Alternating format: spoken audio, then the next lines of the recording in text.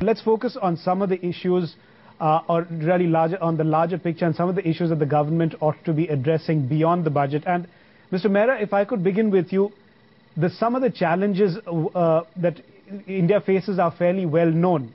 But what, to your mind, do you believe we need to do to climb out of this mess? I don't know whether the challenges known to India are known in the same ways to everyone.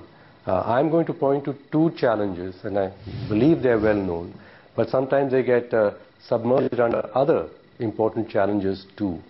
One of this challenge, I'd say three challenges actually.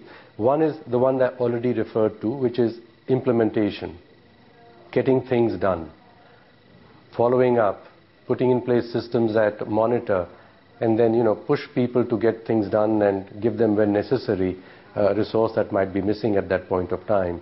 Implementation, that's a key challenge of India.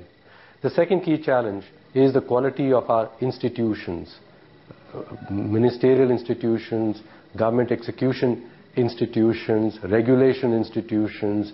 They are decaying, if I might say so. The third challenge, which I think we must concentrate on, is this business about what we call is political support for doing things which would be good for producing a sustainable growth in the country.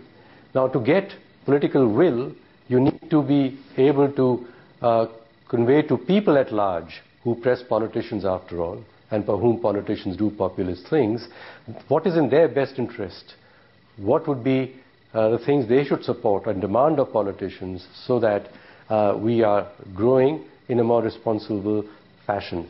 Sure, but Mr. Mehra, these are things that can happen only in a more than ideal situation. But Swami, would you say that the fact that we are bound by coalition politics today, all of the issues that Mr. Mehra spoke of are easier said than done? The truth is that the huge institutional problems that we face are state government issues. Our service delivery is terrible. So you say education is bad, health is bad, roads are bad. Who is delivering it? It's all state governments. It has nothing to do with the central government.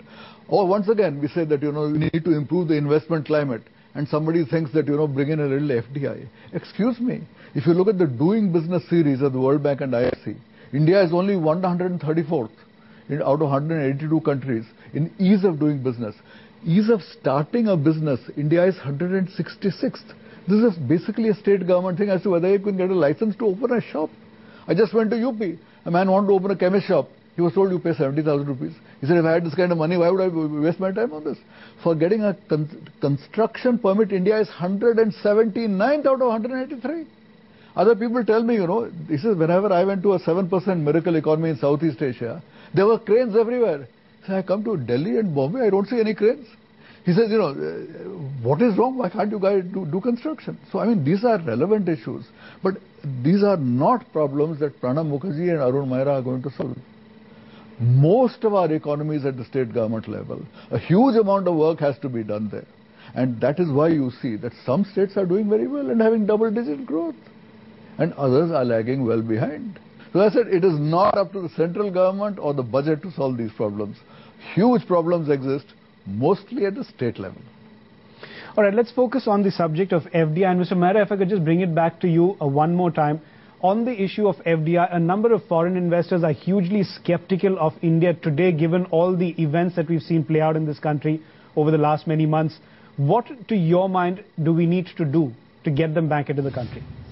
If you ask foreign investors who are here and those who have been, exploring being here, they say what bothers them, really, they've got interest in India because India is a potential large market. But what disturbs them is that things don't get done here. That is my point about implementation, as well as my point about institutions and the quality of our institutions. They also are getting, like in the FDI case for multi-brand retail, saying, you do things with a political will, if you will. Let's go ahead and do it. And then you find the political system reacting, coming back at you. So people from the outside are saying this, that you're not able to make reforms. And as I say to you, there are these two aspects of reforms. One is the selling of the reforms, what I mentioned last, and the other is then the execution of the things that you got agreement about. Get them done. Right, Samiran, a quick word from you. If there were three things that you could wish for from this budget, what would they be? To start with, I think this should not be just a statement of fiscal facts.